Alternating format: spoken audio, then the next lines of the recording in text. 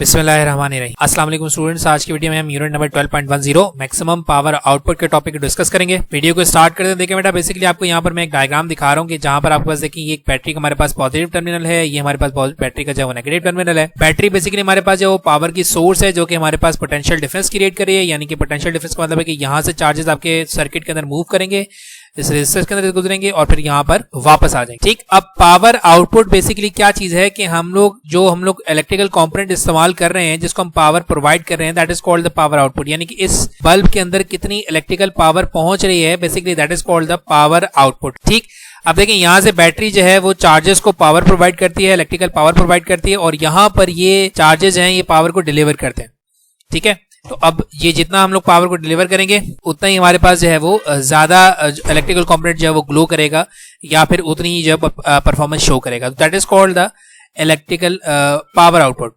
ठीक, अब हम लोगों ने बात करी मैक्सिमम पावर आउटपुट की, यानी कि हमारे पास कोई एक ऐसी सिचुएशन क्रिएट करेंगे हम लोग कि हमारे पास ये जो पावर है ये हमारे पास मैक्सिमम जो है वो आउटपुट प्रोवाइड करे हमें। मतलब हम यहाँ पर इसको जितना इलेक्ट्रिकल सर्किट को पावर प्रोवाइड करें उतना ही हमें जो है वो पावर मिले आउटपुट के ऊपर। तो that is called the maximum power output. तो देखिए मैं यहाँ पर यही कह रहा हूँ, कहते in many electrical circuits and system it is important to have maximum transfer of power from the source to the load. देखिए ये हमारे पास सोर्स है, ये पावर जो हम लोग प्रोवाइड कर रहे हैं, जो हमारे पास बैटरी इस्तेमाल हो रही है, हमारे पास क्या सोर्स है, ईएमएफ की हमारे पास जो है वो सोर्स है। जबकि ये हमारे पास जो बल्ब लगा हुआ है जो इलेक्ट्रिकल कंपोनेंट होता है basically that is called the load. ठीक है, तो हम यहाँ पर यही कह रहे हैं कि हमारे पास इलेक्ट्रिकल सर्किट में और जो हमारे पास सिस्टम्स हैं उनमें ये चीज बहुत इंपॉर्टेंट है कि हम लोग मैक्सिमम पावर को जो है वो सोर्स तक पहुंचाएं, क्योंकि अगर हम लोग मैक्सिमम पावर सोर्स तक नहीं पहुंचा रहे तो फिर हमारे इलेक्ट्रिकल सर्किट का जो है वो फायदा नहीं है। क्योंकि अगर हमारे पास जो मैक्सिमम जो है वो पावर नहीं पहुंचेगी तो हम जो है इसका मतलब है कि हमारे पास इलेक्ट्रिकल सर्किट में कुछ खराबी है कि हमारी जो पावर है वो डिसिपेट हो रही रास्ते में। जबकि हमने क्या करना है कि हमने मैक्सिमम पावर को पहुंचाना है लोड तक। तो इसके लिए हम लोग क्या करते हैं, एक छोटा सा रिलेशन ड्रॉ करते हैं और उसको उसके अकॉर्डिंग मैथमेटिकल रिलेशन बनाते हैं कि हमारे पास रेजिस्टेंस का जो है वो कॉम्बिनेशन कैसा होना चाहिए। तो देखिए मैं यहाँ पर कह रहा हूँ कि this is accomplished by proper matching of load resistance are, यानी कि जो कंपोनेंट की रेजिस्टेंस है इसका एंड द सोर्स रेजिस्टेंस के बारे में हम लोग पढ़ चुके हैं कि हमारे पास जो बैटरी इस्तेमाल होती है जब वो चार्जेस को ट्रांसफर करती है तो इसके लिए भी हमारे पास ये क्या करती है, रेजिस्टेंस को फेस करती है। तो इसकी जो internal resistance that is represented by R, और ये जो हमारे पास कंपोनेंट की रेजिस्टेंस होती है जो कि आउटपुट में लगा हुआ है, इसकी जो हमारे पास resistance that is represented by load resistance capital R. ठीक, तो हम कह रहे हैं कि हम मैक्सिमम पावर आउटपुट जनरेट करवा सकते हैं कैसे, by proper matching of load resistance are and the source resistance, यानी कि इन दोनों के दरमियान हमें कैसा रिलेशन ड्रॉ करेंगे कि जिससे मैचिंग करके हम मैक्सिमम पावर आउटपुट को ड्रॉ कर सकते हैं इन द इलेक्ट्रिकल सर्किट। तो मैं यहाँ पर जो है एक जनरल सी आपको डायग्राम दिखा रहा हूँ कि ये देखें ये हमारे पास जो है वो बैटरी है और ये बैटरी की हमारे पास क्या है, रेजिस्टेंस है। देखिए ये हमारे पास वी एस का मतलब है कि हमारे पास ये voltage provided by the source, that means ये हमारे पास क्या ईएमएफ है, voltage provided by the source that is called the EMF voltage source. और ये रेजिस्टेंस ऑफ सोर्स ये हमारे पास क्या कहलाती है, इंटरनल रेजिस्टेंस कहलाती है। तो ये हमारे पास कंप्लीट जो है ये वोल्टेज सोर्स है, ये हमारे पास सोर्स है और ये इसकी इंटरनल रेजिस्टेंस है। ठीक, और यहां पर हमारे पास जो है वो कोई भी कंपोनेंट लगा हुआ है तो इस कंपोनेंट की हमारे पास जो रेजिस्टेंस है that is called the load resistance. ठीक, ये मैं आपको ऑलरेडी बता चुका हूं कि ये हमारे पास देखें पॉजिटिव टर्मिनल आपको शो कर रहा है और ये आपको नेगेटिव टर्मिनल शो कर रहा है, यानी कि यहां पर जब आपके चार्जेस यहां से गुजरेंगे तो ये अपनी पावर को डिलीवर करेंगे।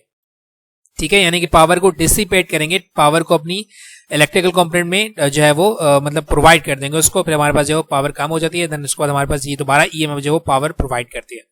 ठीक, तो ये हमारे पास जो है वो इलेक्ट्रिकल कंपोनेंट है जो आप ऑलरेडी पिछली क्लासेस के अंदर भी देखकर आ चुके हैं कि ये हमारे पास जो है वो सोर्स है, ये इसकी रेजिस्टेंस है, ये हमारे पास जो कंप्लीट वोल्टेज सोर्स है, और ये हमारे पास क्या है, लोड रेजिस्टेंस है कि जिसको हम लोग जो है वो पावर प्रोवाइड करें। और यहाँ पर हमारे पास जो वोल्टेज होगा that is called the output voltage, या इसको हम लोग जो है वो टर्मिनल वोल्टेज भी कह सकते हैं। अब जरा देखिएगा ध्यान से, मैं यहाँ पर कह रहा हूँ consider an electrical circuit as the current I flow through the circuit through the load resistance R the charges flow from higher potential to lower potential. जब आप देखें इलेक्ट्रिकल सर्किट को लेट करेंगे, यहाँ पर मैं एक इलेक्ट्रिकल सर्किट को कंसीडर कर रहा हूँ, यहाँ से पॉजिटिव मेरे पास जो है वो हाई पोटेंशियल है, नेगेटिव जो है वो लो पोटेंशियल है। तो पॉजिटिव से नेगेटिव की तरफ मेरे पास जो है वो चार्जेस फ्लो करेंगे। ठीक है, यानी कि रेजिस्टेंस लोड रेजिस्टेंस के अंदर से पास आउट करेंगे, यानी कि हमारे पास जो है वो चार्जेस फ्लो करेंगे। ठीक है, कहां से, हायर पोटेंशियल से लो पोटेंशियल के ऊपर। इन this process they lose their potential energy.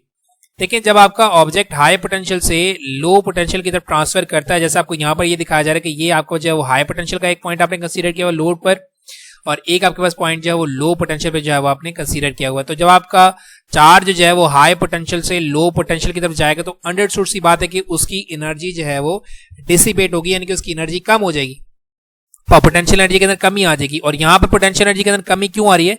क्योंकि चार्ज अपनी एनर्जी को इस इलेक्ट्रिकल रेजिस्टेंस को डिलीवर कर देगा, यानी कि अपनी जो इसकी एनर्जी होगी वो इसको प्रोवाइड कर देगा, तो इसकी एनर्जी जो क्या हो जाएगी, कम हो जाएगी। तो हम यहां पर ये कह रहे हैं कि in this process they lose their potential energy. हमने क्या कहा, हाई पोटेंशियल से लो पोटेंशियल तक जाने के लिए आपकी पोटेंशियल एनर्जी कम होती है। तो इलेक्ट्रिकल सर्किट्स के अंदर भी ऐसा हो रहा है कि हाई पोटेंशियल से जब आपका चार्ज जो है इस लोड रेजिस्टेंस के अंदर से गुजरेगा तो ये अपनी एनर्जी इस रेजिस्टेंस को प्रोवाइड कर देगा, जिससे इसकी जो है वो एनर्जी कम हो जाएगी। तो इसी को हम लोग कह रहे हैं कि in this process they lose their potential energy. ठीक, if V is the potential difference across R, अगर हमारे पास जो है वो इस रेजिस्टेंस से जो है वो V वोल्टेज गुजर रहा है, the loss of potential energy per second. देखिए हम लोग ने पावर को कैसे डिफाइन किया था, energy per unit time. Energy per unit time is basically define as the electrical power. तो हम यहां पर यही कह रहे हैं, the loss of potential energy per second is known as power delivered to R। जितनी पोटेंशियल एनर्जी आपकी जो है वो लॉस होगी सेकंड के अंदर, that is the power delivered by the electrical circuit on to R। यानी कि आपकी जितनी इलेक्ट्रिकल एनर्जी यहां पर डिसिपेट होगी पर यूनिट टाइम, इसको हम कहेंगे कि हमारे पास ये पावर जो है वो इलेक्ट्रिकल कंपोनेंट को हम लोगों ने जो है वो प्रोवाइड किया है, that is called the power delivered to R, ठीक, बाय द करंट I। ठीक, दोबारा से समझा देता हूं कि आपके पास देखें, हम यहां पर कह रहे हैं कि यहां पर हमारे पास जो पोटेंशियल एनर्जी लॉस हो रही है पर सेकंड, ठीक है, जितनी पोटेंशियल एनर्जी लॉस होगी पर सेकंड उतना ही हमने यहां पर जो है वो सोर्स प्रोवाइड किया होगा, यानी कि सोर्स जो है वो हमारे पास यहाँ पर अपनी जो है वो एनर्जी को डिसिपेट करेगा, और जितनी एनर्जी डिसिपेट करेगा पर unit time, that is called the power. क्योंकि पावर हमारे पास क्या होती है, रेट ऑफ मतलब एनर्जी डिसिपेटेड पर unit time. Energy per unit time, work done पर यूनिट टाइम होता है ना, वर्क डन आपका इक्विवेलेंट होता है एनर्जी के। तो energy per unit time is defined as a power delivered, ठीक है। तो यहां पर हमारे पास ये लोड रेजिस्टेंस जितनी एनर्जी को डिसिपेट करवाएगा टाइम के अंदर, उतना ही हमारे पास जो है वो बेसिकली पावर हम डिलीवर कर रहे होंगे। इसको ज्यादा पावर का होगा लोड रेजिस्टेंस, हमें ज्यादा पावर डिलीवर करनी पड़ेगी। कम लोड की हमारे पास रेजिस्टेंस होगी तो हमें कम पावर को जो है वो डिलीवर करना पड़ेगा। तो यहां पर बेसिकली ये हमारे पास इंपॉर्टेंट चीज है, the loss of potential energy per second. Energy rate of energy is basically known as a power. तो हम यहां पर ये कह रहे हैं, the loss of potential energy per second is known as power delivered to R by the current I। ये current हम लोग यहां पर इसको प्रोवाइड कर रहे हैं। ठीक, अब इसका हम लोग जो रिलेशन ड्राइव कर लेते हैं। देखिए फॉर इलेक्ट्रिकल पावर हमने पावर के लिए रिलेशन बनाया था, that power output in electrical components is the product of voltage and current. यहाँ पर हमारे पास ये V जो है ये वोल्टेज प्रोवाइडेड है और I हमारे पास क्या करंट है। देखिए ये आपकी जो है वो डायग्राम में आपको शो किया जा रहा है कि आपके पास EMF है, हाई पोटेंशियल लो पोटेंशियल है। हाई पोटेंशियल से आपका ऑब्जेक्ट जो है वो लो पोटेंशियल की तरफ जो है वो ट्रैवल करेगा और यहाँ लोड रेजिस्टेंस के ऊपर अपनी एनर्जी डिलीवर करेगा। जितनी एनर्जी ये डिलीवर करेगा उतनी ही हमारे पास जो है वो पावर आउटपुट हम प्रोवाइड कर रहे होंगे। ठीक, अब जरा यहाँ पर ध्यान से देखिएगा, अगर देखें ये वोल्टेज हमारे पास है तो हम जो है इस वोल्टेज को according to Ohm law V equals to IR के अकॉर्डिंग इसको कन्वर्ट करा सकते हैं in terms of I into R। देखें पावर आउटपुट क्या है V I, तो V की वैल्यू की V की जगह मैं क्या पुट कर दूं, I R पुट कर दूं, तो I इंटू I क्या हो जाएगा, I स्क्वायर इंटू R हो जाएगा। यानी कि पावर आउटपुट आपके क्या हो जाएगी, I स्क्वायर इंटू R हो जाएगी। अब इसके अलावा आपने एक टर्मिनल पोटेंशियल डिफरेंस का वोल्ट जो है वो रिलेशन पढ़ा था, ठीक है। पोटेंशियल हमारे पास टर्मिनल पोटेंशियल डिफरेंस के टॉपिक के अंदर हमने ये देखा था कि हमारे पास जो करंट फ्लो कर रहा है that will be equals to EMF divide by R plus R। ये कंप्लीट रिलेशन हम ड्राइव करके आ चुके हैं, यहाँ आपको ड्राइव करने की जरूरत नहीं है। यानी कि यहाँ से जो आपका करंट पास आउट हो रहा है that will be equals to the source divided by the combination of series combination of the resistors R plus R। ये आप ऑलरेडी जो है वो इंटरनल रेजिस्टेंस ऑफ सप्लाई के अंदर करके आ चुके हैं, ठीक है। अब देखें ये जो I की वैल्यू है इसको मैं इस वाली जो है वो इक्वेशन के अंदर पुट कर दूंगा, तो मेरे पास देखें क्या हो जाएगा, power output equals to I की जगह क्या आ जाएगा, E divided by R plus R का होल स्क्वायर मल्टीप्लाई बाय क्या आ जाएगा, R आ जाएगा, रेजिस्टर आ जाएगा। ठीक, अब देखें अब हम क्या करते हैं, E का square divide by R plus R का स्क्वायर मल्टीप्लाई बाय R को मैं ये ऊपर जो है वो नॉमिनेटर के अंदर मल्टीप्लाई करवा दिया। देन उसके बाद मैं क्या करूंगा, डिनोमिनेटर के अंदर स्क्वायर का जो फॉर्मूला ओपन कर दूंगा, ये क्या हो जाएगा I square into R।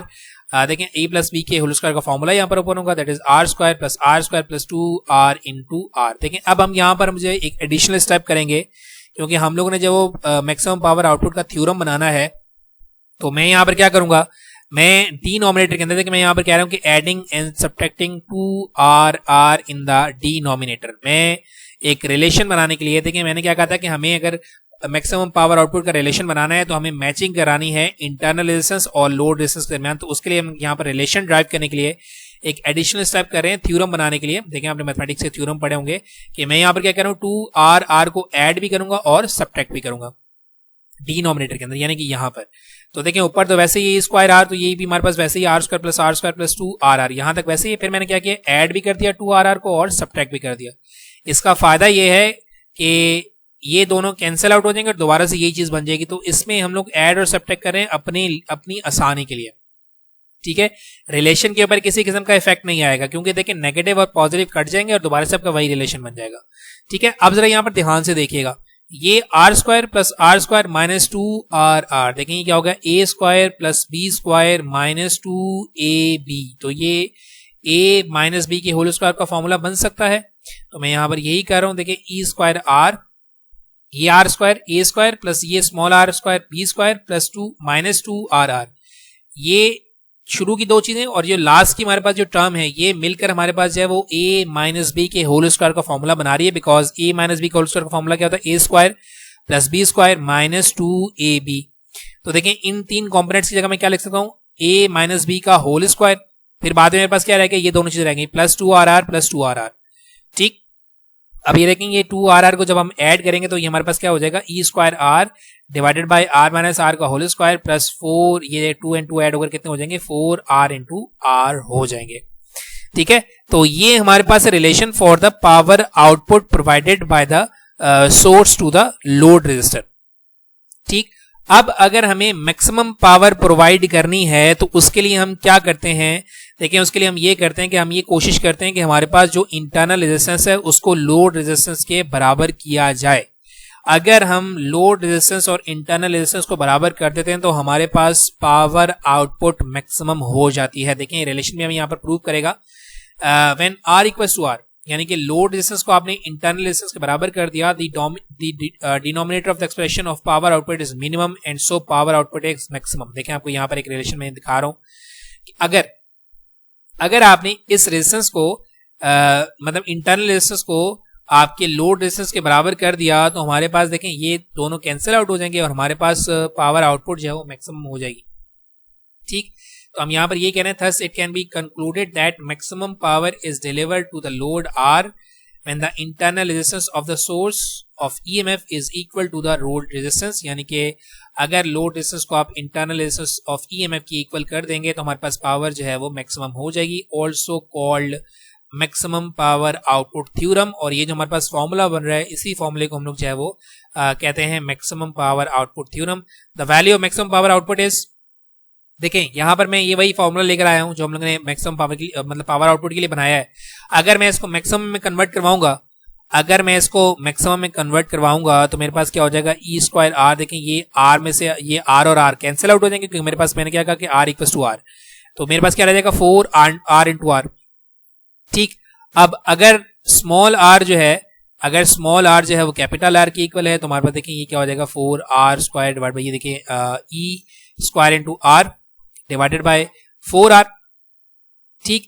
That will be equals to e square divided by 4r। यानी कि अगर आपके पास ये स्मॉल r जो है वो कैपिटल R के बराबर हो जाएगा तो क्या हो जाएगा 4r स्क्वायर, ये आपके पास r जो है वो r से कैंसिल आउट हो जाएगा, क्या हो जाएगा e square divided by 4r।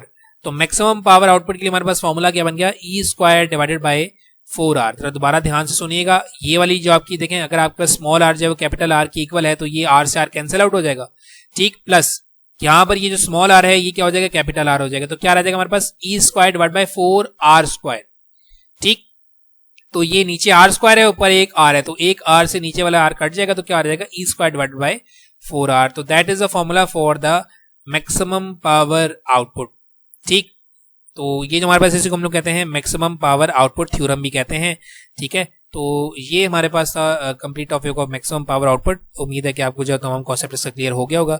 अगर कोई क्वेश्चन है तो क्वेश्चन आप कर सकते हैं, इंशाल्लाह मैं उसका आंसर कर दूंगा। अपनी दुआ में याद रखिएगा। Thank you very much and अल्लाह हाफिज़।